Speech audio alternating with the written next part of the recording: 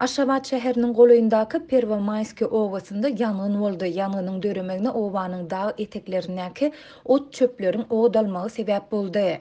Bu waka Türkmenistanyň ýangyn howpsuzlygy gullugynyň raýatlary Tomuz pasly döwründe ýangyna garşy howpsuzlygy üpjün etmäge we hüşgär bolmagy çagyrmagynyň ideýanyna gabat geldi.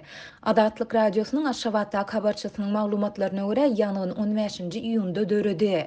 Ýangyny söndürmek işlerine paýtagtyň jemaat hojalygyna degişli edaralaryň we Aşgabat ýyllyk trestiniň işgärleri şeýle-de esgerler çekildi. Gişik sagat 6-da ähli işgärleri we eskerleri gyssaly ýynap ýanganyň bolan ýerini alyp gitdiler. Olaryň hemmesi ýanyny söndürmek işlerine gatnaşdylar. Jemaat hojalygyna degişli edaralaryň we Aşgabat ýyllyk trestiniň işgärleri ýanynyň bolan ýerinden öýlerine üýelleri gaýtmany boldular. Bu işgärler gije sagat 10-dan soň öýlerine geldiler. Dip ýagdaýdan habarly çeşme 16-njy iýunda habarçymyza gurrun berdi. Onuň sözlerine görä ýanganyň dören ýerinde ýangyn howpsuzlygy gullugynyň işgärleri 16-njy iýunda ýerden hem öz işlerini dowam etdirdiler. Habarçymyz ýangynda adam pedalarynyň bolandygyny ýa bolmandygyny häzirlikçe anyklap bilmedi. Şeýle-de onuň haýsydyr bir ýaşaýyş jaýyna ziýan ýetirendigini hem aýdyňlaşdyryp bolmady. Ýöne habarçymyz gurrun edilýän oba barada käbir maglumatlar anyklamagy başardy. Onuň sözlerine görä bu obada 19-njy asyrdan näri Molokan etniki toparynyň wekilleri ýaşaýardy. Sapar Murat Niýazowyň häkimet başynda bolan döwri olara bu ýerde jaý gurmagy yer paýlanyp berildi.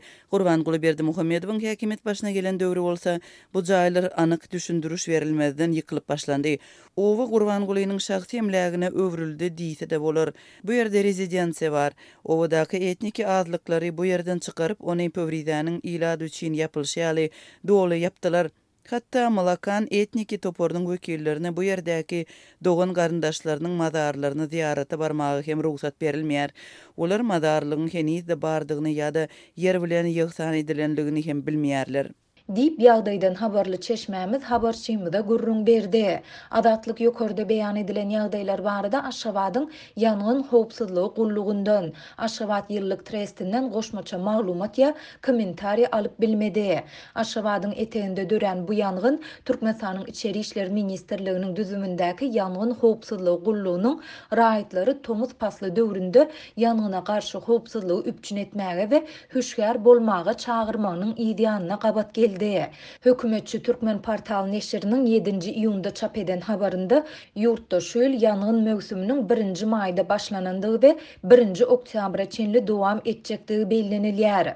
Şunun bilen baglykda Türkmenistanyň içeri işler ministrliginiň ýangyn howpsuzlygy bölüminiň hünärmenleri bir tarap Türkmenistan gazetiniň sahypalaryndan ýurdun raýatlaryna ýüzlenip hüşgär bolmagyny haýyş edýärler diýilip neşriň maglumatynda raýatlardan dynjalyş ýerinden gaýdanlarynda zirdiwilleri arasalamagyň zerurdygy bellenilip olaryň aňsatlyk bilen odalyp biljekdigi we tokoy plantasiýalaryna ýaýrap biljekdigi hem duýdurulýar.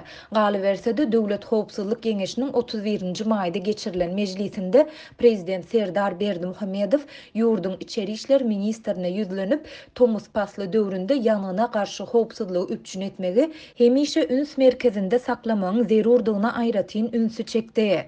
Türkmen häkimetleri we media serişdeleri ýurtda bolýan tokoy ýangynlary ýa-da ýaşaýyş durmuş maksatly binalarda bolýan ýangynlar barada habar bermeýärler. Bu baradaky statistiki maglumatlar hem ilat köpçüligine açaçan aýan edilmeýär. Ýöne Adatlyň habarçylary geçen ýylyň dekabrynda Liwap vilayatynyň Farab etrafynda bolan mektep ýangyny barada habar berdi.